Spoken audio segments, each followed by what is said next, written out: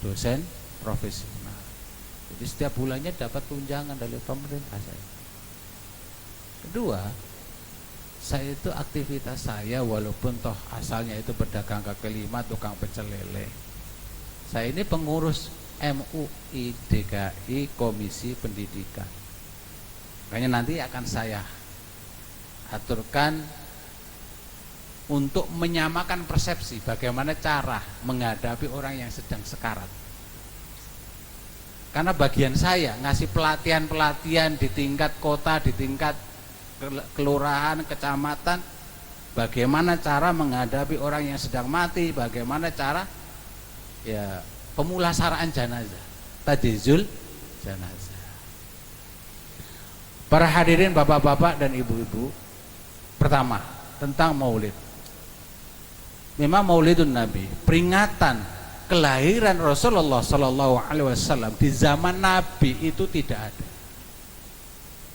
Maka pantas kalau ada orang ngomong kalau maulid itu bid'ah.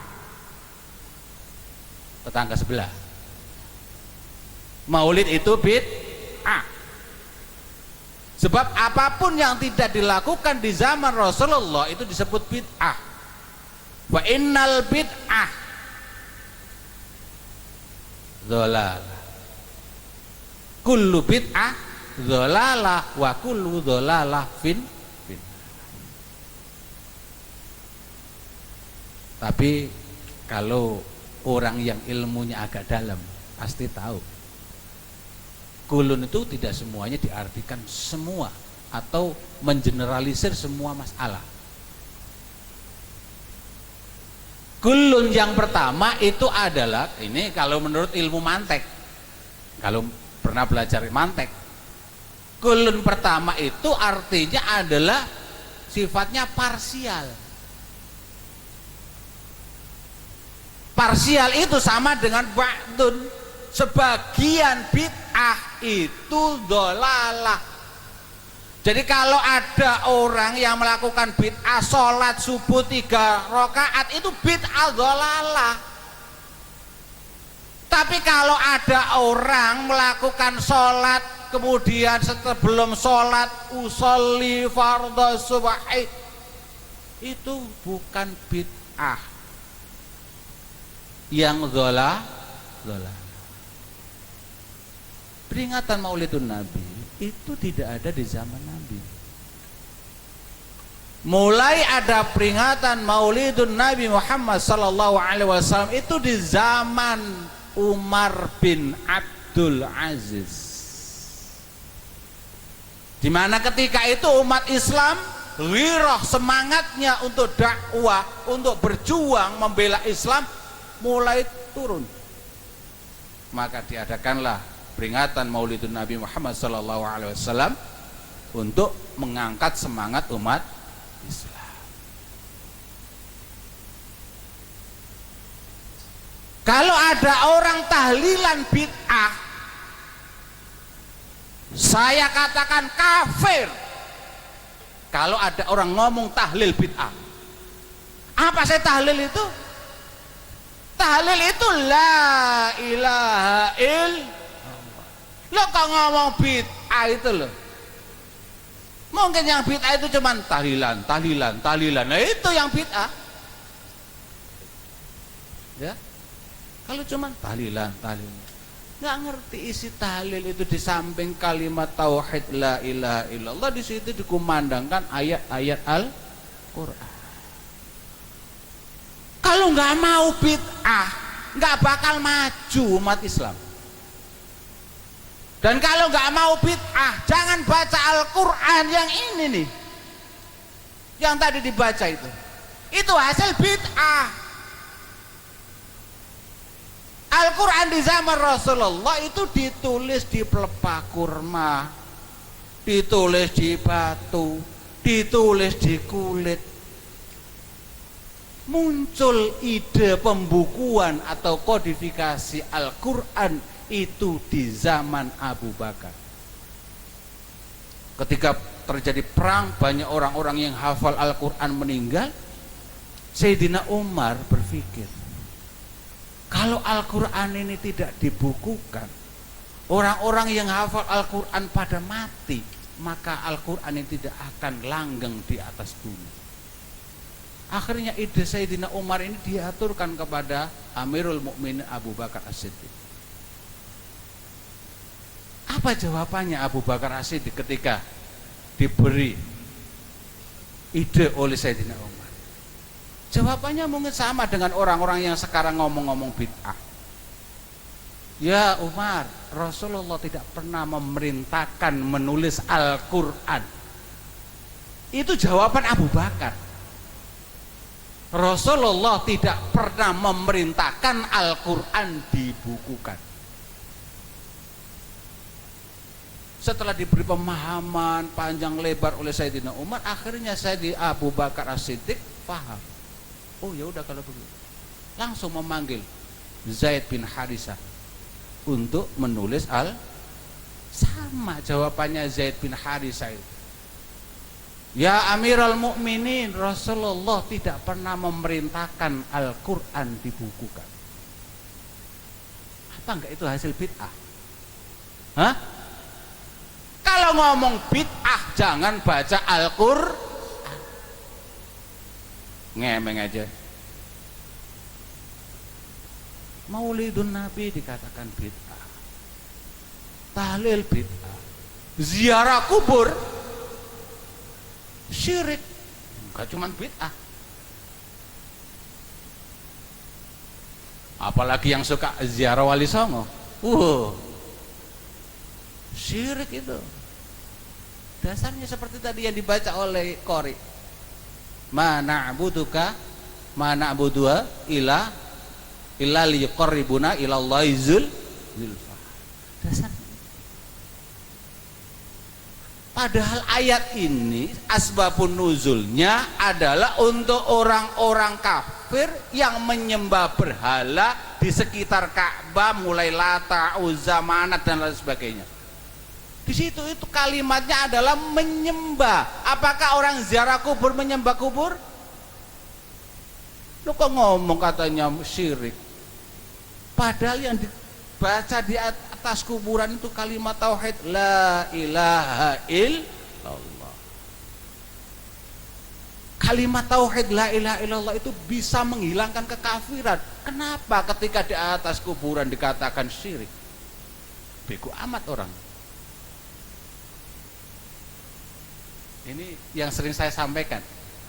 Karena mahasiswa saya di MUI, jadi MUI DKI itu punya namanya Pendidikan Dasar Ulama. Mahasiswanya itu lintas aliran. Ada LDII, Muhammadiyah, Al-Irsyad, Persis, Perti dan lain sebagainya. Saya habisin. Jadi kalau orang-orang yang nggak suka dengan acara selamatan seperti ini, khataman Quran, tahlilan, dasarnya cuma satu. Dan itu nemu di kalender mungkin. Idza mata bnu Adam inqata'a amalu illa min salasin shadaqatin jariyah au ilmin yuntafa'u bi aw waladin sholihin yad'u. Jadi amal yang bisa sampai kepada orang mati itu cuma 3. Itu pemahaman mereka. Shadaqah jariyah, ilmu yang bermanfaat, doa anak Selain itu juga nyampe. Jadi pahalanya bacaan Al-Quran tadi nggak nyampe. Pahalanya sodako musproh, sia-sia, nggak bisa sampai kepada orang mati. Itu menurut mereka. Tapi mereka lupa di dalam Al-Quran itu Allah berfirman, Rabbana ufir lana wali ikhwanina alladzina sabaquna bil iman. Ya Allah Tuhan kami, ampunilah kami dan saudara-saudara seiman yang telah mendahului. Apa kabulkan orang lain yang didoakan. Itu tentang acara ini, Maulid Nabi.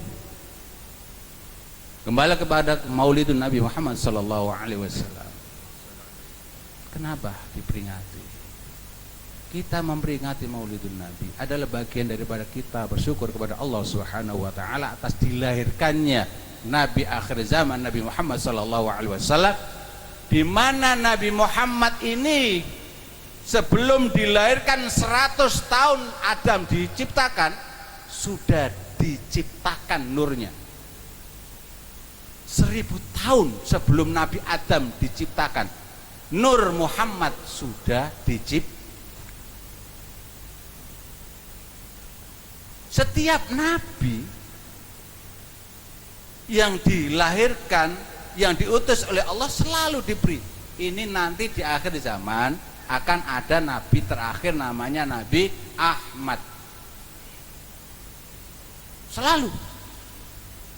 Dari Nabi Adam. Nabi Adam itu wakilah, maharnya saja baca sholawat kepada Nabi Muhammad 1000 kali tanpa nafas.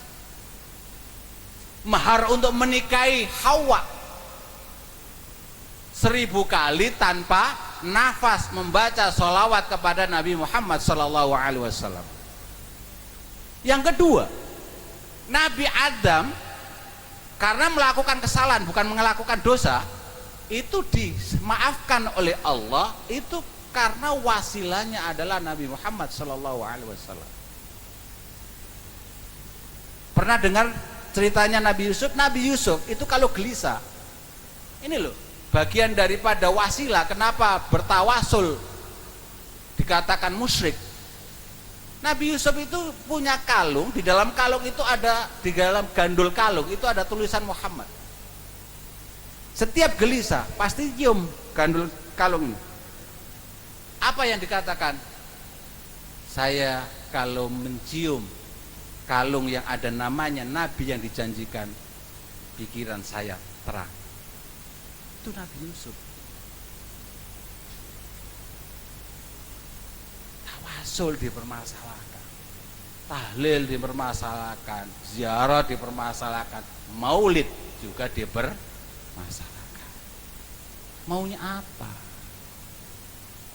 Kalau kepingin dakwah ke tempat orang-orang yang belum Islam. Jangan orang yang sudah Islam dikoyak-koyak lagi, dirubah-rubah lagi pemikirannya, didoktrin.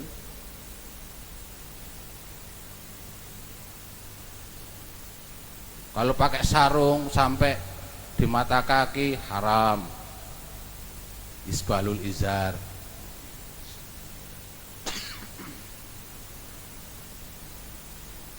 Enggak punya jenggot, bid'ah.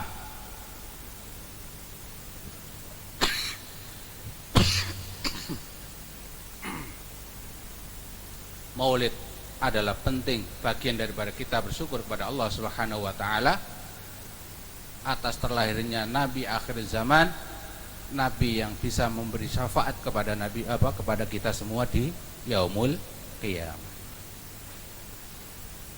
Tentang maulid.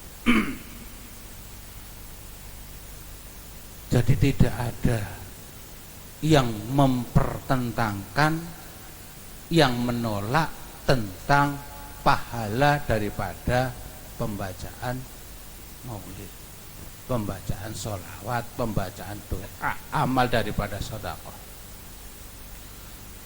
Imam 4 mazhab Hanafi, Maliki, Syafi'i dan Hambali semuanya sepakat tadi tentang idza mata ibnu Adam tadi. Apa yang dibaca oleh orang yang masih hidup itu bisa wusul, bisa sampai kepada orang yang sudah mati. Bapak ketika lewat kuburan kita diperintahkan untuk mengucapkan, apa gunanya salam? Salam itu kan mendoakan, assalamualaikum ya ahlal kubur. Mudah-mudahan keselamatan tetap kepadamu wahai ahli. Kalau itu tidak sampai kepada orang mati, kenapa Rasulullah perintah salam?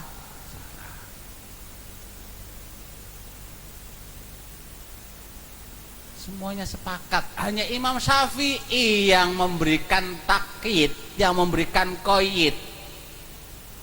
Hanya Imam Syafi'i yang menyatakan bahwa pahala bacaan Al-Quran pahala sedekah, pahala-pahala yang lain yang dilakukan oleh orang hidup bisa sampai kepada orang mati kalau ada ijabnya. Makanya orang-orang kita biasanya setelah baca tahlil, baca ayat Al-Quran ada Allahumma taqabbal wa ausil thawaba ma qara'nahu minal Qur'an wa ma halalna wa ma sabbahna wa ma astaghfarna wa ma sallaina wa ma natasaddaqna hadiyatan wasilah wa rahmatan nazilah wa barakatan syamilah nuh di wa nuqaddimuha ila. Hanya Imam Syafi'i.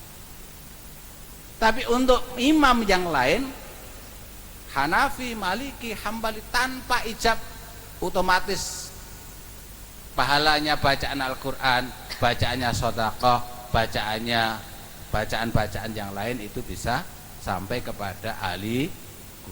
Tidak hanya anaknya yang bisa sampai pahala doa untuk yang ada di alam kubur.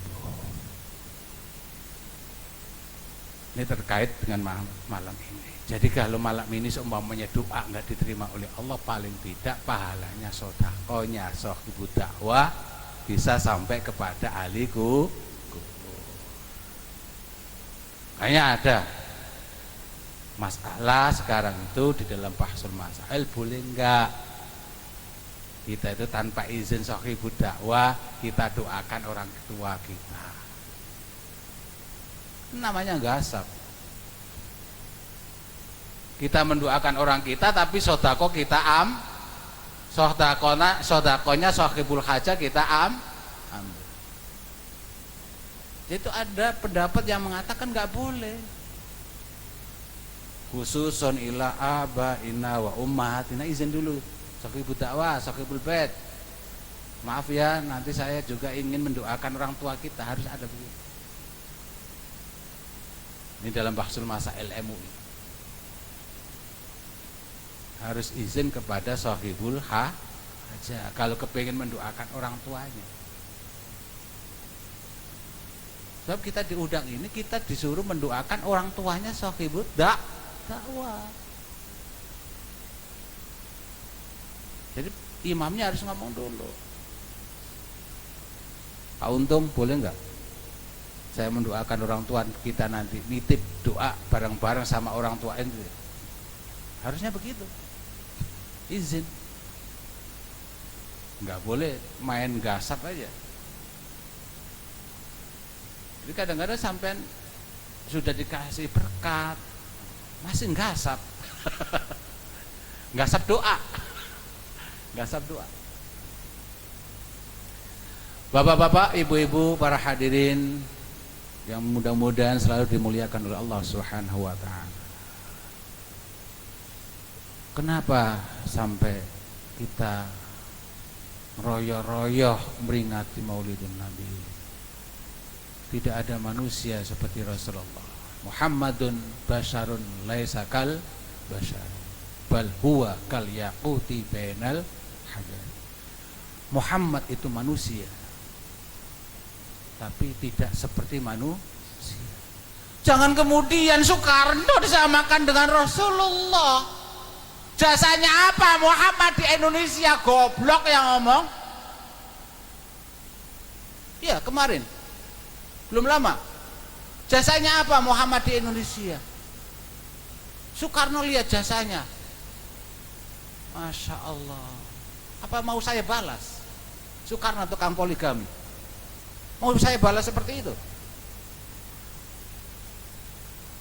Menyamakan Muhammad yang Sayyidul Bashar, Sayyidul Anbiya wal Mursalin dengan Soekarno. Di mana posisinya itu loh? Jauh sekali antara bumi dan langit. Ngaco aja. Muhammad itu manusia tapi tidak seperti manusia seperti kita. yang dijamin oleh Allah Subhanahu wa taala bisa memberikan syafaat kepada umatnya. Sampai umat-umat Nabi yang lain juga nanti akan kebagian, akan mendapatkan syafaatnya di yaumul qiyamah. Jadi itu perlunya peringatan Maulidun Nabi Muhammad sallallahu alaihi wasallam untuk mengingatkan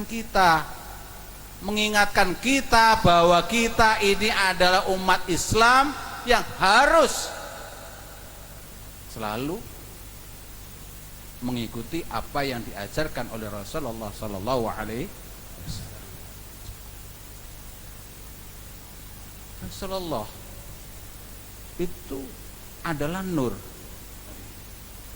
yang diciptakan 1000 tahun sebelum Adam. Kemudian nur ini menjelma Rasulullah, dan nur ini sampai sekarang masih ada. Apa? Ilmu. Fa innal ilma nurun wa nurullahi la yuhda lil asi. Lah kalau kita sudah dikasih ilmu kok nggak masuk, wah ini berarti tanda-tandanya alamat cilaka ini. Ilmu itu nur, dan nur ini tidak sembarang orang bisa menerimanya. Kenapa? Karena mungkin hatinya keras. Hatinya atos, bahasa orang sini ya. Hatinya keras. Kerasnya karena apa? Karena dia cinta dengan dunia. Kerasnya apa? Karena lupa dengan Allah. Kerasnya apa? Karena selalu menuruti hawa nafsunya. Jadi kalau ada orang diberi nur, diberi ilmu, kemudian hanya dimasukkan dari telinga kanan keluar dari telinga kiri, berarti orang ini tanda-tanda 3 itu pasti ada. Kalau nggak cinta dunia, lupa kepada Allah, atau selalu menuruti hawa nafsu. Ini yang terkait dengan Maulidun Nabi Muhammad sallallahu alaihi wasallam. Saya sebenarnya juga kepingin cepat pulang juga. Udah ngempet juga saya. Tapi ya Allah, alhamdulillah malam ini saya bisa silaturahim di Kampung Keramat Bumi Ayu. Sekarang yang terkait dengan masalah kematian.